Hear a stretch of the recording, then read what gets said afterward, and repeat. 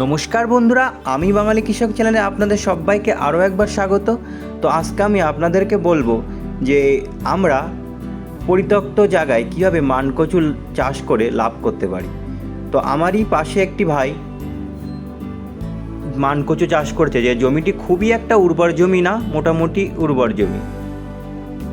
তো সেই জমিতে সে অন্য ফসল করে লাভবান হয় না বলে কিন্তু মানকচু চাষটা করেছে। তো মানকচু চাষ করতে গেলে আমাদেরকে সাধারণত কী কী জিনিস আমাদেরকে মাথায় রাখতে হয়। সর্বপ্রথম আমরা যখন রোপণ করব, তো অবশ্যই কিন্তু রোপণের সময় আমাদের গাছের গোড়ার দিকটায় ফিরোডন দিয়ে দিতে হয়, যাতে করে গাছের নিচে থেকে পোকাগুলো গাছকে ক্ষতি করতে না পারে।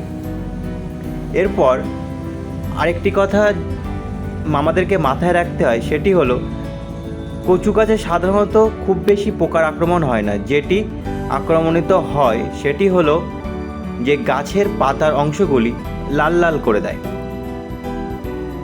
তো এই লাল লাল করে দেয় বলে গাছ কিন্তু অনেক সময় দেখতে খুবই খারাপ লাগে এবং গাছে কিন্তু ক্ষতি হয়। তো এর জন্য আমরা কি স্প্রে করতে পারি সেটা আমি আপনাদেরকে বলছি। বিএসএফ কোম্পানির জেলোরা ফাঙ্গিসাইড, এটা আপনারা 4 থেকে 5 বার ব্যবহার করতে পারেন একটি কচু চাষের জীবনচক্রে।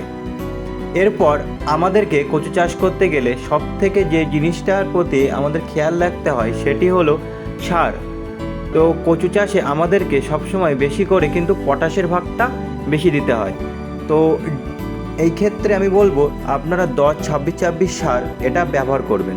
বিঘা প্রতি আপনারা 10 কেজি হারে 10-26-26 সার কিন্তু কচু গাছে দিয়ে যাবেন। এর সাথে কিন্তু পটাশটাও আপনারা 10 কেজি হারে আরও বেশি দিতে পারেন, তাতেও কিন্তু কোনো ক্ষতি নেই, আরও ভালোই হবে। পটাশ কচু চাষের একটি গুরুত্বপূর্ণ বিষয়, তাহলে এই জিনিসটাও আমাদেরকে মাথায় রাখতে হবে। এরপর আরও একটি জিনিস আমাদেরকে মাথায় রাখতে হবে, সেটি হলো যে আমরা যে কোনো একটা পিজিআর কিন্তু স্প্রে করে দেবো। পিজিআর স্প্রে করলে গাছের গ্রোথ কিন্তু যে অবস্থায় আছে তার থেকেও কিন্তু আরও ভালো হবে। তো আমি যেটা বা আমাদের সাইটে যেটা বেশি ব্যবহৃত হয় সেটি আপনাদেরকে আমি বলছি। আপনাদের ওখানে যে পিজিআর পাওয়া যাবে সেটাই আপনারা ব্যবহার করবেন। পিজিআরটি হলো এরিস কোম্পানির মোবোমিন।